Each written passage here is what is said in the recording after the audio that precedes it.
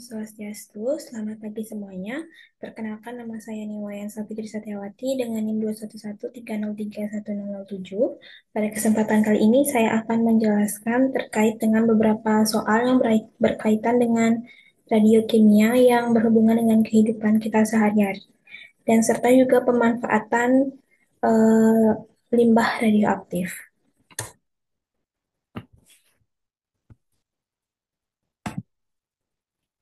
Untuk soal yang pertama, itu diminta untuk memberikan dua cara utama dalam radioterapi.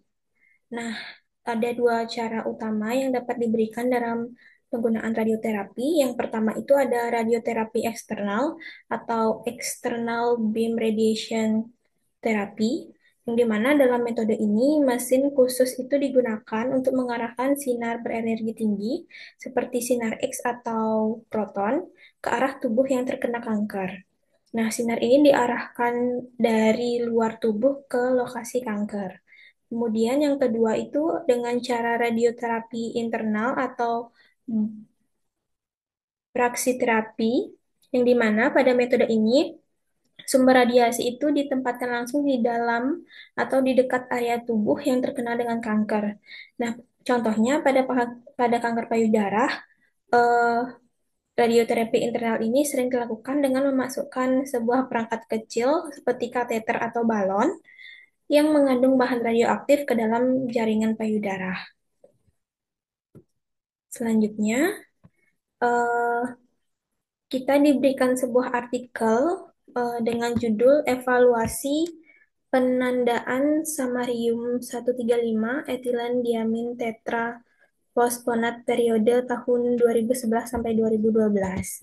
Nah, di sini kita diminta untuk menjelaskan proses evaluasi pembuatan SM153 EDTMP itu selama periode tahun 2011 sampai 2012, yang dimana kegiatan itu merupakan kegiatan rutin yang dilakukan sekaligus sebagai evaluasi validasi dikarenakan proses produksi dari SM153 itu dilakukan menggunakan fasilitas clean room atau glove box yang baru, fasilitas baru. Jadi berdasarkan dengan artikel tersebut, untuk proses evaluasi pembuatan SM153 ED-TMP ini dilakukan sebagai kegiatan yang rutin dan juga sebagai evaluasi validasi. Nah, proses itu penting dilakukan karena di fasilitas baru itu menggunakan ruang clean room atau glove box, yang dimana evaluasi itu dilakukan dengan tujuan untuk memastikan bahwa semua bahan, peralatan, sistem proses, dan juga prosedur yang digunakan itu dapat menghasilkan produk yang sesuai, produk yang diinginkan secara dengan berkualitas yang tinggi. Kemudian untuk tahap evaluasinya itu mencakup beberapa langkah yang dimulai dengan mempersiapkan alat dan bahan. Eh, di sini melibatkan penggunaan bahan seperti samarium oksida, HCl, NaOH, dan EDTMP, serta alat-alat seperti syringe untuk injeksi. Kemudian dilanjutkan dengan tahap proses penandaan yang dilakukan dengan mereaksikan larutan SM153 dengan larutan EDTMP dalam rentang pH 7 sampai 8,5 untuk memastikan reaksi tersebut berjalan optimal. Kemudian untuk yang ketiga, itu dilakukan pengujian kemurnian yang dimana pada pengujian ini menggunakan metode kromatografi lapis tipis dengan kertas Wetman dan campuran amonia dari air juga sebagai pelarut untuk menentukan kemurnian dari radiokimianya. Kemudian untuk tahap yang keempat dilanjutkan dengan uji biodistribusi yang dimana uji ini dilakukan dengan menyuntikkan produk SM153 ED-TMP ini secara intravena pada hewan percobaan untuk mengamati distribusi dari radioaktivitas terutama yang terjadi pada tulang. Nah, kemudian yang kelima itu dilakukan evaluasi kualitas produk. Nah, pada tahap ini dilakukan berdasarkan dengan kriteria seperti kejernihan dari produknya, pH yang pada produk, kemudian kemurnian radiokimianya, kemurnian radionuklida, dan juga konsentrasi radioaktivitas, serta sterilitas dan juga bebas dari pirogennya. Nah, untuk tahap terakhirnya dilakukan uji klinis. Ini dilakukan untuk menguji efektivitas produk dalam terapi pasien yang digunakan kepada pasien. Nah, berdasarkan dari artikel tersebut, hasil evaluasi ini itu menunjukkan bahwa produk yang dihasilkan itu memenuhi persyaratan kualitas yang ditetapkan, termasuk dengan kejernihannya, pH yang ditentukan, kemurnian dari radiokimia, sterilitas, serta terbebas dari pirogennya. Kemudian, untuk soal selanjutnya, apa sih beda dari deteksi metode fotografi dan juga metode bilik kabut? Dan diminta untuk memberikan contoh. Ini merupakan tabel perbedaan untuk metode fotografi dan metode bilik kabut dengan aspek-aspek yang diamati untuk dibedakannya itu seperti dari prinsip deteksinya, medium deteksinya, proses deteksi, hasil deteksi, keunggulan, contoh partikel yang digunakan, serta contoh penggunaannya. Nah, salah satu kalian bisa baca pada slide ini, salah satu perbedaannya itu mulai dari prinsip mendeteksinya. Pada metode fotografi, itu menggunakan bahan pekat cahaya seperti film fotografi untuk merekam jejak partikel bermuatan. Sedangkan pada metode bilik kabut itu menggunakan kondensasi uap untuk memperlihatkan jalur partikel bermuatan dalam bentuk jejak kabutnya. Kemudian untuk eh, partikel proses deteksinya pada metode fotografi itu partikel yang bermuatan itu menabrak film fotografi, kemudian menghasilkan jejak yang dapat terlihat setelah diproses. Kemudian untuk metode bilik kabut, partikel yang bermuatan itu melewati atau melalui bilik yang berisi uap jenuh, yang dimana hal itu nanti akan menyebabkan kondensasi di sepanjang lintasannya. Kemudian untuk contoh partikel yang digunakan itu pada metode fotografi itu menggunakan proton, elektron, partikel alfa, dan sinar gamma. Sedangkan pada metode bilik kabut itu menggunakan partikel alfa, beta, dan muon. Dan untuk contoh penggunaannya, pada metode fotografi itu cenderung digunakan dalam emulsi nuklir yang dimana itu digunakan untuk mendeteksi lintasan partikel bermuatan dalam eksperimen fisika yang berenergi tinggi seperti saat mempelajari partikel di akselerator. Kemudian untuk metode bilik kabut itu digunakan untuk mengamati lintasan partikel kosmik yang melewati atmosfer bumi, misalnya lintasan muon dari sinar kosmik yang terlihat dalam bilik kabut. Baik, untuk soal yang nomor 4, itu kita diminta untuk meninjau kepekaan mana yang lebih peka, eh, metode koleksi ion gas dibandingkan dengan metode emisi cahaya dalam mendeteksi radiasi. Nah, antara metode koleksi ion gas dan metode emisi cahaya, yang jika dibandingkan,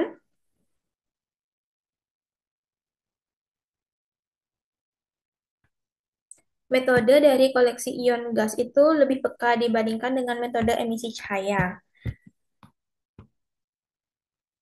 Pada metode koleksi ion gas, ia bekerja berdasarkan dengan prinsip ionisasi gas oleh radiasi, di mana radiasi yang mengenai gas itu akan menyebabkan terjadinya ionisasi sehingga terbentuk ion positif dan elektron yang kemudian dikumpulkan oleh elektroda untuk menghasilkan arus listrik. Kemudian metode dari koleksi ion gas ini sangat peka terhadap radiasi karena ia mampu mendeteksi tingkat ionisasi yang sangat kecil. Bahkan pada tingkat radiasi yang rendah. Sebaliknya, pada metode emisi cahaya, ia bekerja berdasarkan interaksi radiasi dengan material tertentu seperti kristal atau cairan yang memancarkan cahaya. Nah, saat ia memancarkan cahaya saat terkena radiasi. Namun pada metode ini relatif kurang peka terhadap dalam hal mendeteksi radiasi dibandingkan dengan metode ion gas karena ia membutuhkan energi radiasi yang lebih tinggi untuk menghasilkan emisi cahaya yang dapat digunakan untuk mendeteksi. Kemudian untuk soal yang nomor 5 diminta untuk menjelaskan bagaimana mekanisme yang terjadi jika kelenjar gondok membengkak dengan menggunakan perunut iodin 131. Nah, untuk iodin 131 ini digunakan sebagai perunut untuk mendeteksi gangguan pada kelenjar gondok, termasuk dalam pembekakannya. Mekanisme kerjanya dimulai dengan menyuntikkan atau memberikan iodin 131 ke dalam tubuh, biasanya dalam bentuk larutan oral, karena kelenjar gondok itu atau tiroid memiliki afinitas tinggi terhadap iodin. Nah, isotop radioaktif tersebut akan secara selektif diserap oleh kelenjar gondok melalui mekanisme transfer aktif yang sama seperti iodin normal. Kemudian, setelah terakumulasi, iodin dari 131 ini akan memancarkan radiasi gamma yang dapat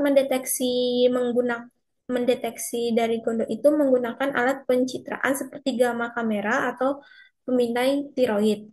Nah, pencitraan ini akan memungkinkan dokter untuk mengamati aktivitas tiroid dan mendeteksi area dengan penyerapan yang abnormal. Yang dimana ini juga nantinya akan menunjukkan adanya pembesaran atau juga hipertiroidisme atau kemungkinan terkait dengan nodul tiroid juga. Nah, dengan demikian, penggunaan dari iodin 131 ini eh, dapat digunakan sebagai perunut dapat digunakan sebagai alat untuk membantu dalam mendiagnosis dan juga memahami kondisi kelenjar gondok secara non-invasif. Kemudian untuk soal yang terakhir, di mana diminta untuk menjelaskan apa itu imobilisasi matriks Sindrok dan mengapa perlu dilakukan proses solidifikasi. Jadi untuk yang pertama, apa sih itu imobilisasi? Imobilisasi adalah proses pengurungan limbah radioaktif dengan cara mencampurkannya ke dalam bahan tertentu atau matriks, sehingga limbah tersebut menjadi tidak bergerak atau tersebar ke lingkungan. Nah, proses itu dilakukan dengan tujuan untuk memastikan bahwa material dari radioaktif itu tetap terisolasi secara fisik dan kimia dalam bentuk yang stabil dan dalam jangka waktu yang cukup panjang. Kemudian, matriks Sintrok.